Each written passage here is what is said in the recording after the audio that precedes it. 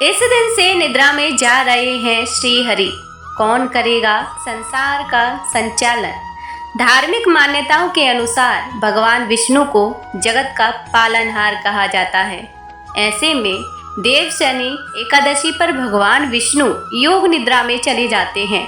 तो यह सवाल उठता है कि अब संसार का संचालन कौन करेगा।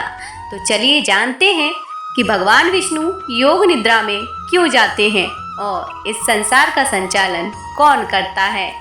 आषाढ़ माह के शुक्ल पक्ष में आने वाली एकादशी को देवशयनी एकादशी कहा जाता है। जैसा कि नाम से ही ज्ञात है, इस दिन से भगवान विष्णु योग निद्रा में चले जाते हैं और इसके 4 महीने बाद देवउठनी एकादशी पर दोबारा निद्रा से जागते हैं। इसके पीछे भी एक पौराणिक कथा मिलती है। आषाढ़ माह के शुक्ल पक्ष की एकादशी तिथि 16 जुलाई 2024 को रात्रि 8:33 पर शुरू हो रही है।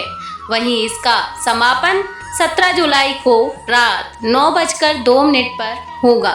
ऐसे में उदया तिथि के अनुसार इस बार देवशनि एकादशी 17 जुलाई 2024 बुधवार के दिन मनाई जाएगी।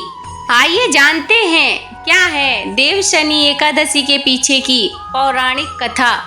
भागवत पुराण के अनुसार भगवान विष्णु ने देवराज इंद्र को स्वर्ग पर दोबारा अधिकार दिलाने के लिए वामन अवतार लिया।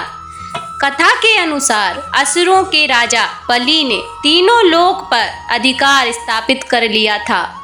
तब भगवान वामन राजा बलि के पास पहुँचे और उनसे 3 पग भूमि दान मांगा। राजा बलि इसे स्वीकार कर लेते हैं। तब वामन भगवान ने एक पग में पूरी धरती, आकाश और सभी दिशाओं को नाप लिया। वहीं दूसरे पग में उन्होंने स्वर्गलोक को नाप लिया। इसके बाद उन्होंने बलि से पूछा, अब मैं तीसरा पग कहाँ रखूं?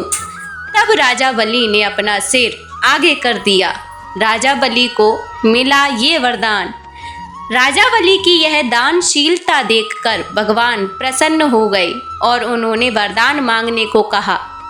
तब राजा बलि ने कहा कि आप मेरे साथ मेरे महल में रहें और मुझे अपनी सेवा का सौभाग्य प्रदान करें।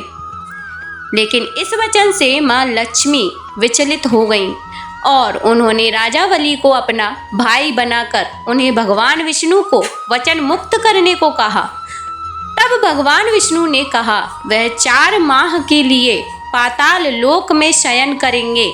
इस दौरान सृष्टि का संचालन सुचारू रूप से चलता रहे, इसलिए नारायण भगवान ने भगवान शिव को 4 महीने के लिए पूरे जग का संचालन करने की जिम्मेदारी सौंपी। इसलिए यह माना जाता है कि चातुर्मास के दौरान संसार का संचालन भगवान शिव द्वारा किया जाता है। इसीलिए चातुर्मास के श्रावण में शंकर, भादों में गणेश, अश्विन में माँ दुर्गा और कार्तिक में भगवान कार्तिकेय की पूजा की जाती है।